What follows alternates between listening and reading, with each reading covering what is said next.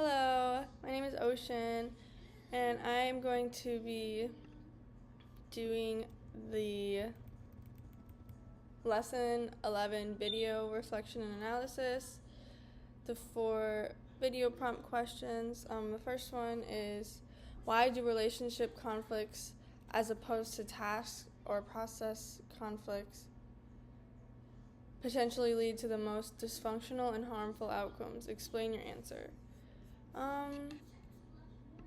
So when it comes to relationship conflicts, I do feel like they definitely can be more harmful. I think that's mostly because people get their feelings involved more when it comes to personal things. Your relationship conflicts can cause damage because people, take things personal, and when people argue about tasks or work processes, the topic is mostly about the job. People may disagree about how something should be done or, work, but the discussion is usually about the job. And people may not agree about something that should be done, but the goal is usually still to finish the job and the work. So those type of conflicts can sometimes even help the team because people are going to collaborate, they're going to get their feelings out there, everybody's going to get their opinions out there, and they might come up with a better solution than everybody had separately. But when relationships conflicts are different because they involve people's feelings, people can have attitudes and personal problems. There can be problems with people previously. When someone feels like personally attacked or disrespected, they usually shut down and stop listening altogether. Instead of solving the problem, both people may feel like they're more focused on defending themselves or proving that the other person is wrong instead of actually solving the problem. For example, I was working with a coworker once, and she had suggested to me that She suggested that I seat people and just put the menus down on the table and walk away.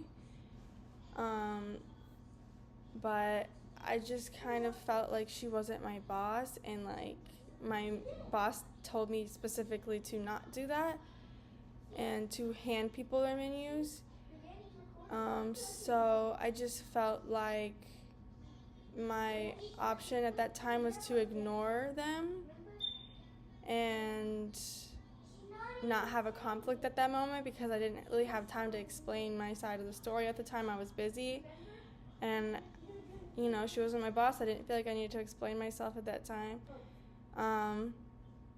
And yeah, I feel like maybe I should have said something later, but honestly I never really got back to saying anything to her, and I feel like we kind of always had weird energy since then after I ignored her, but that's how it went down, and maybe I should have said something to her to clear the air afterwards looking back, but I didn't, and we just kind of never really got along that well after that. I mean, it wasn't anything bad that happened, it was just kind of I never really addressed that problem. So yeah, I mean, relationship conflicts can also spread negativity through the team. Other employees may feel the tension. They may feel uncomfortable or stressed if two coworkers are, constantly arguing. Over time, this can hurt teamwork and create a bad work environment. That is why relationship conflicts are usually the most harmful type of conflict on organizations. So prompt 2, conflict strategies between unequal and equal parties. There are 5 main conflict management strategies: avoiding, accommodating, competing, compromising, and collaborating. The strategy people use often depends on the power difference between the people involved. When conflict happens between... Excuse me.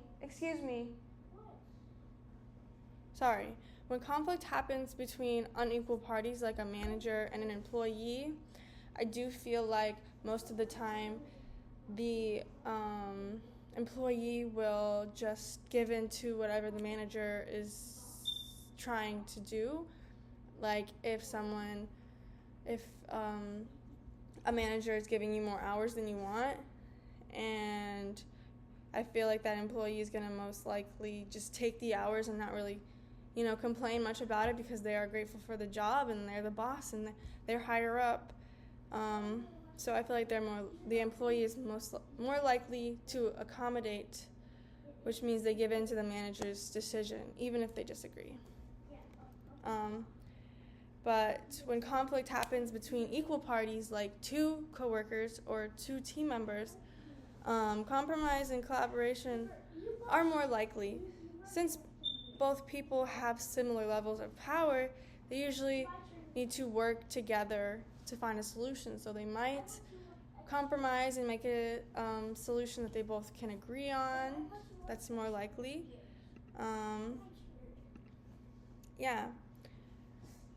For example, two coworkers might disagree on how to complete a project or a job, like cleaning up, but instead of one person making the final decision, they might compromise by collaborating both ideas. Collaboration is often even better because both people work together to create a solution, like I said, that might have been better than their ideas separately. So power differences play a big role in conflict.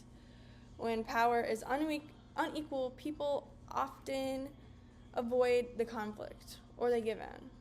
When people have power that is equal, they are more likely to work together and solve the issue. So, prompt 3. Consider a time that you managed conflict through avoidance. What did you actually avoid by putting off and waiting to deal with the conflict? Did avoidance make the conflict situation better? Why or why not? What type of conflict situations are best addressed through avoidance? Explain your answer. So, I do feel like sometimes avoidance could help you if, like, say a server is taking a table and another server is confused about if that's their table or if they already talked to them. It's best not to argue about that while service is going on. Maybe just talk about it after and let it happen. But yeah, like I said earlier, with that coworker I had and I just kind of ignored them, I feel like maybe that was okay for the time being, but I definitely should have talked to them later and kind of explained. Even though I didn't have to, it might have made things less tense if I explained why I ignored them. Like, I was busy, sorry, but the boss specifically told me hand people their menus, and he's told me that more than once, and yeah, I don't know. So I definitely feel like even if you do avoid it, you should talk about it later at some point, or else it's probably going to be a little weird for the rest of the time being you work together. Yes. But yeah, also taking some time to talk about it could give people more time to think about things and calm down and have a more rational conversation later. Avoiding might help temporarily because it, prevents the conflict from getting bigger during the shift, but it might not actually solve the problem. So yes, talking later will definitely help clear things up and make things feel better for both sides and help everybody understand each other's points of view. Yes, definitely agree with that. Avoidance works best for small issues or situations where conflict is not very important, but for bigger problems that affect teamwork or job responsibilities, it's usually better to talk about the issue and find a solution right away. So yes, that's that. Now I'm going to do the 4th question. Discuss the integrative bargaining strategies used in the case negotiation discussed in the previous section? Which of the 4 strategies separate the people from the problem? Focus on interests, not positions. Generate a variety of possibilities. Insist on some fair standard were used. You guys, please. Can you guys quiet down, please? So, integrative bargaining is a negotiation style where both sides try to find a solution that can benefit everybody. Instead of focusing on winning the argument, both people try to understand each other's point of view, and they try to work towards a solution that everybody can agree on, and that's a fair outcome. One important strategy is separating the people from the problem. This means focusing on the issue, instead of trying to attack people. When people stay respectful and calm, it can make the situation easier and make it easier to solve the problem. Another strategy is focusing on interests instead of positions. A position is what someone says they want, but an interest explains why they want it. When both sides understand each other's reasons, it becomes easier to find a solution that works for everyone. The third strategy is generating, you guys please, I'm almost done, is generating many possible solutions.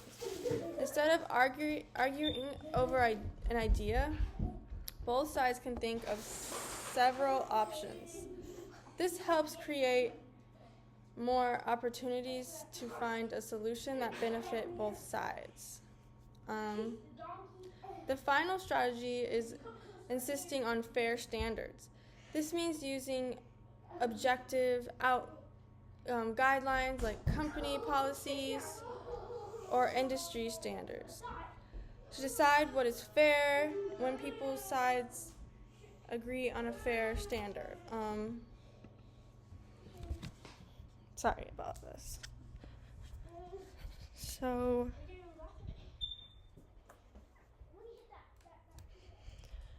yes. Sorry about that.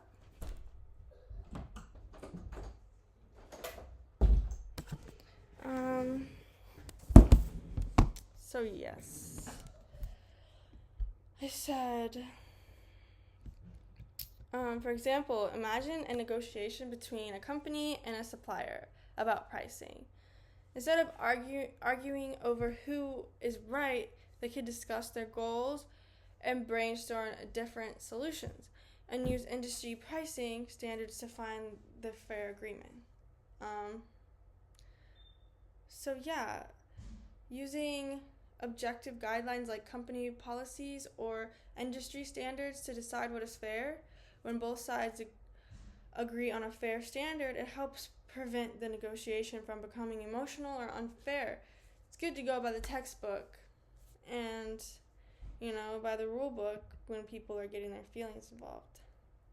So, yeah.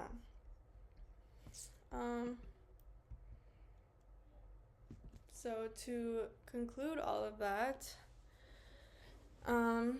relationship conflicts are usually more harmful and dysfunctional because people are getting their feelings involved and people are taking things more personally when people are talking about people's personal stuff. People get things involved.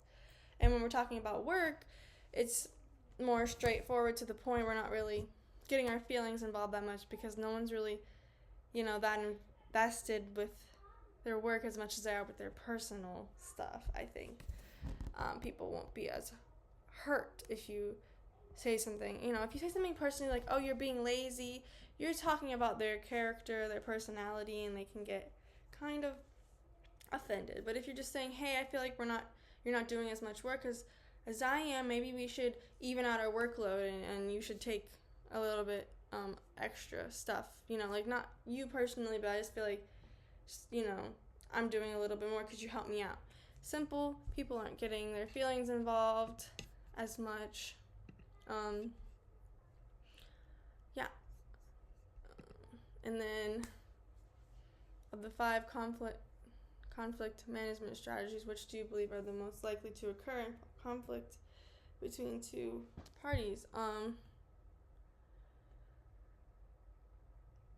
A manager, an employee, and a board director of CEOs or a large company. Which do you believe are most likely to occur in a conflict between? So what was I saying about that?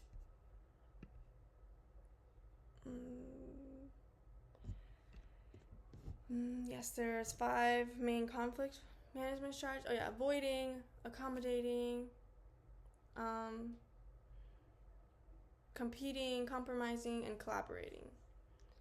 The strategies people use often depend on the power difference between the people involved.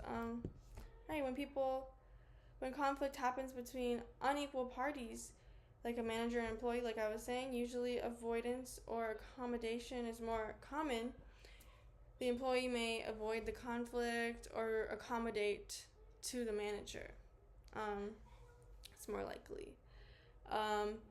When a conflict happens between equal parties, like 2 coworkers, compromise and collaboration are more likely to happen, since both parties have similar levels of power.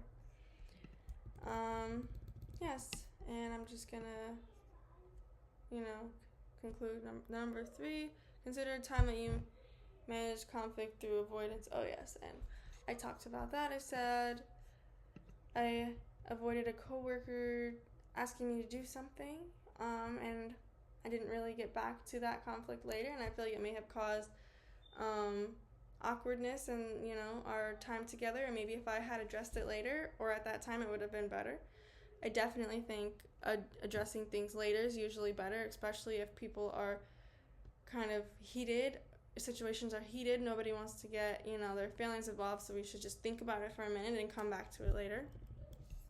And then the 4th one I'm gonna conclude on is discuss. This one was a little confusing for me. The integrative bargaining strategies used in the case negotiation discussion in the previous section. Which of the 4 strategies were used? So, integrative bargaining is a negotiating style where both sides. I feel like one important strategy is separating the people from the problem. This means focusing on the issue instead of attacking people personally. Another strategy is focusing on interests instead of positions. Position is what someone says they want, but an interest explains why they want it. We need to know why they want to do it so we can accommodate and make things happen, not just what they want. And the 3rd strategy is generating many possible solutions. Instead of arguing over one idea, both sides can come up with ideas and think of one that works better and benefits both sides. And the final strategy is insisting on fair standards. This means using objective guidelines like company policies, industry standards to decide what is fair. So both sides can agree on a fair standard. And this helps people not be so emotional. So yes, thank you for watching.